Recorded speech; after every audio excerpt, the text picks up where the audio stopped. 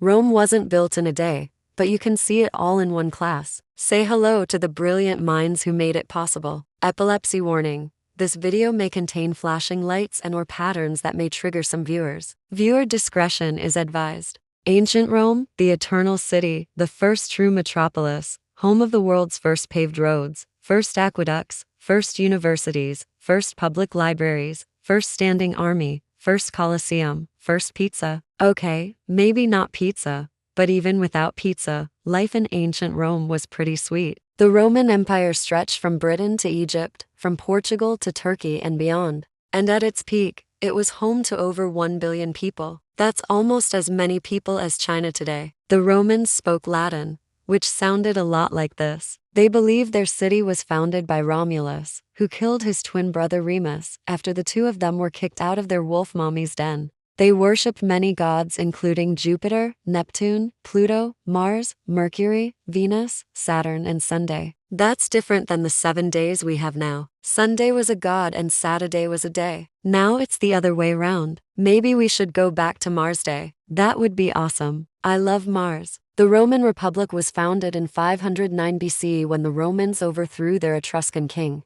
For the next 2 centuries, Rome was ruled by kings. Then it was a republic, which means thing of the people. The republic was run by an assembly of elected officials called the Senate. The first dictator was Cincinnatus. He only served for 16 days because that's how long it took to put down a revolt. Then he went back to being a farmer. The last dictator was Augustus, who ruled from 27 BC to 14 CE. He defeated Mark Antony and Cleopatra, who were kind of like the Kim and Kanye of ancient Egypt. Then he committed suicide. After Augustus, Rome was ruled by emperors. Caligula was famous for his debauchery and being assassinated. Nero was famous for his debauchery and burning Rome to the ground. Marcus Aurelius was the last of the 5 good emperors. After him, Rome kind of fell apart. Ancient Rome was built on 7 hills, including the Palatine Hill, where legend says Romulus killed Remus. Most people lived in the center of Rome, in the Forum, where government buildings, shops, markets, and even a couple of cathedrals were located.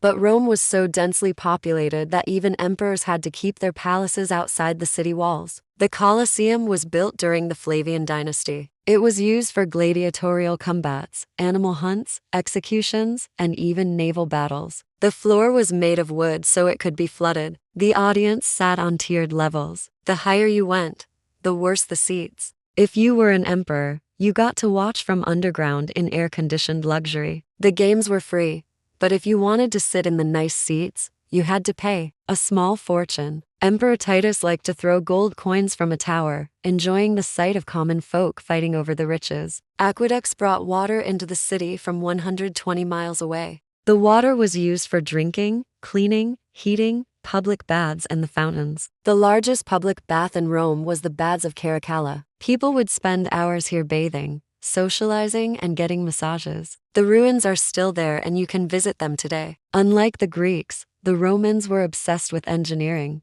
They invented concrete, which allowed them to build bigger and taller structures, such as the Pantheon. Built in 126 CE, it was the largest building in Rome. For almost 1,500 years, its concrete dome was the largest in the world. They also built roads that connected the entire empire, making travel and trade easier. These roads were made of 3 layers: stone, gravel, and a top layer of either brick or concrete. You can still walk on some of these roads today, and they are still in better shape than American roads. Emperor Hadrian built a wall around the city of Rome. It was about 4 miles long and 20 feet high. A single soldier could defend the entire wall from a breach. The wall is still standing. It's just missing a few bricks here and there. Rome was sacked 3 times, once by the Gauls in 390 BCE, then by the Visigoths in 410 CE, and finally by the Vandals in 455 CE. In 476 CE, the Western Roman Empire fell, but the Eastern Roman Empire, also known as the Byzantine Empire, survived for another 1,000 years. Today, Rome is the capital of Italy. It's home to the Vatican City, Stidi, Peter's Basilica, the Trevi Fountain, the Pantheon, the Spanish Steps, the Colosseum, and many other famous landmarks. Every year, over 6 million tourists visit Rome to see what remains of the greatest city in the ancient world. Thanks for watching. I'll see you next time.